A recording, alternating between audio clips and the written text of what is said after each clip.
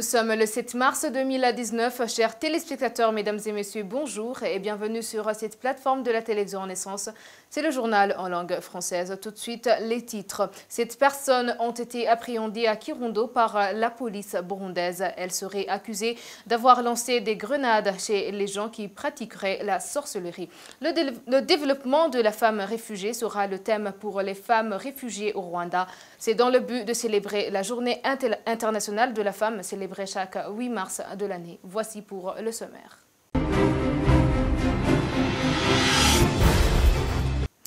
Encore une fois, bienvenue dans ce journal. Le développement de la femme, c'est le maître mot de la journée internationale de la femme. Journée qui est célébrée ce vendredi 8 mars à travers le monde. Eh bien, les femmes réfugiées ne sont pas en reste. C'est dans ce cadre que le mouvement des femmes et filles pour la paix et la sécurité au Burundi ont prévu diverses activités qui vont dans le sens de l'épanouissement économique de la femme en exil. C'est ce que nous dit Maître Jeanne Zanignana, membre du mouvement. Elle s'entretient avec Franck Kadé. C'est pour nous une opportunité, une grande opportunité de pouvoir sensibiliser, mobiliser la communauté burundaise et surtout la communauté en exil, de s'adonner à un développement qui est vraiment durable et pour pouvoir espérer aller à la recherche de cette paix que nous avons tant besoin en étant bien outillés. Et cette année, on a organisé des activités telles que des échanges d'expériences avec des Burundais réfugiés qui ont déjà commencé à entreprendre des activités génératrices de revenus. Et c'est vraiment pour nous une bonne chose. On voit très bien que ça devient très intéressant.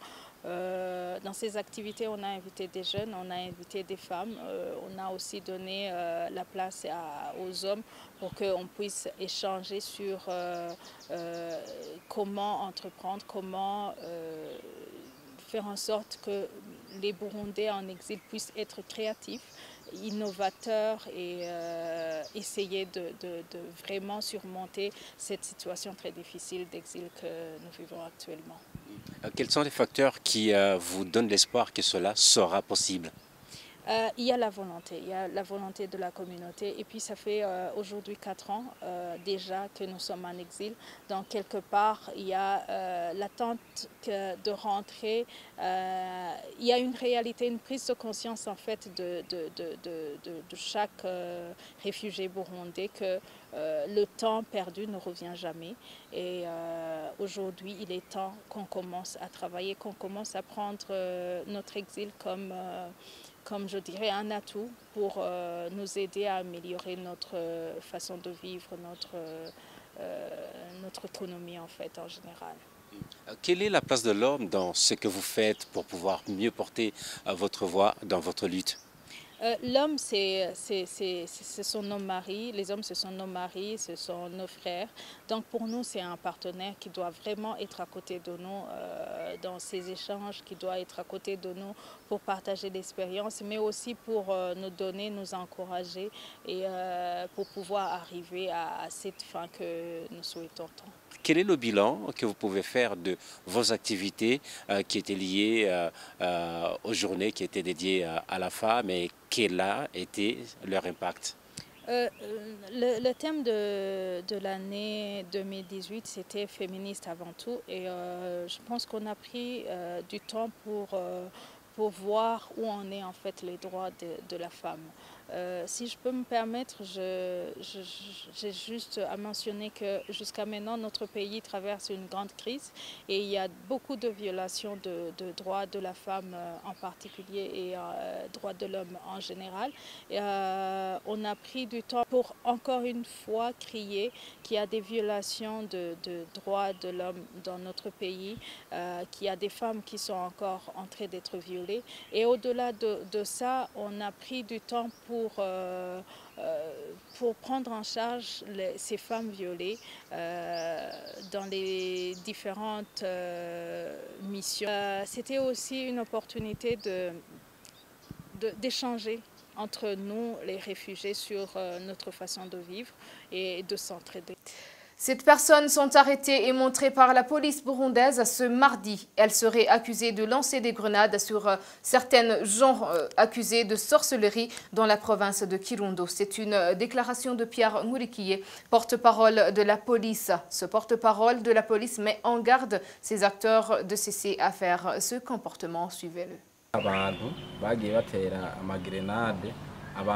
Il y a des gens qui lançaient des grenades autrefois sur les ménages des personnes accusées de sorcellerie. C'est un événement qui a duré au moins 2 mois, c'est-à-dire depuis le 19 février 2018 jusqu'au 28 février 2019, où 13 grenades ont été lancées dans cette place des différentes communes de la province de Kirundo, à savoir Kirundo, Busoni et Bugabira. 8 personnes sont mortes, dont des personnes qui utilisaient ces armes sont mortes par mégarde et 6 autres personnes blessées. La police a pu appréhender cette personne de ces criminels que vous voyez. Nous voudrions donc mettre en garde la population burundaise, précisément celle de Kirundo, ainsi que tout le peuple burundais, de ne pas continuer à faire ce mauvais comportement qu'il affiche actuellement en accusant certains gens de sorcellerie et qui veut se faire justice elle-même contre ce phénomène. Celui qui sera attrapé sera sanctionné conformément à la loi. Hors de nos frontières, le Parlement ougandais s'est tenu ce jeudi où il s'entretient avec le ministre des Relations extérieures afin qu'il donne des éclaircissements concernant les relations existantes entre l'Ouganda et le Rwanda. Certains députés avouent qu'elles ne sont pas bonnes actuellement. Suivez-le. C'est un événement qui se passe aujourd'hui. Je peux même vous donner des noms des personnes originaires du Rwanda qui ont été arrêtées. Nous voulons par conséquent savoir les relations existantes entre le Rwanda et l'Ouganda. Les pays de l'EAC sont-ils vraiment solidaires?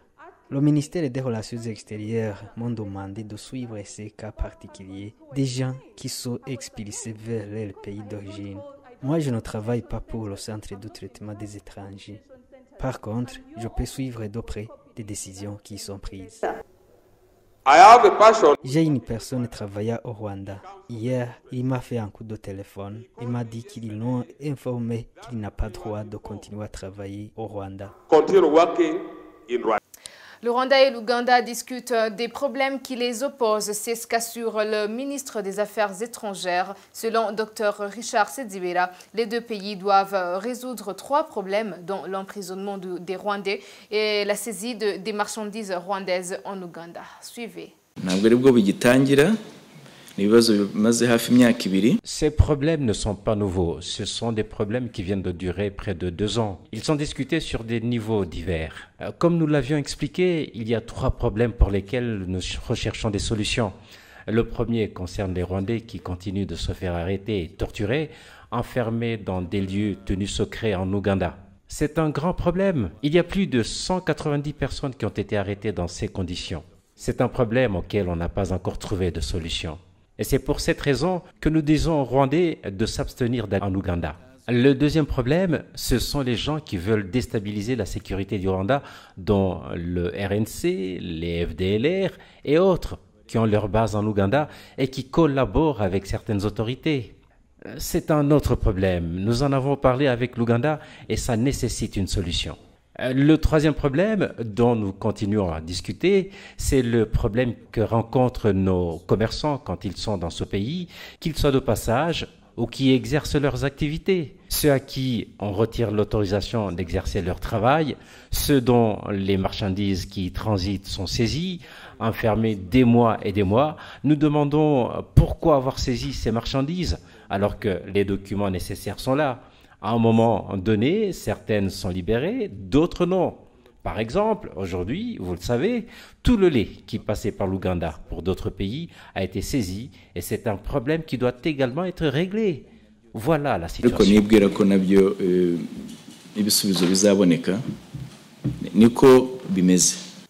Eh bien, c'est par ici que prend fin ce journal. Merci de nous avoir suivis. À la prochaine édition.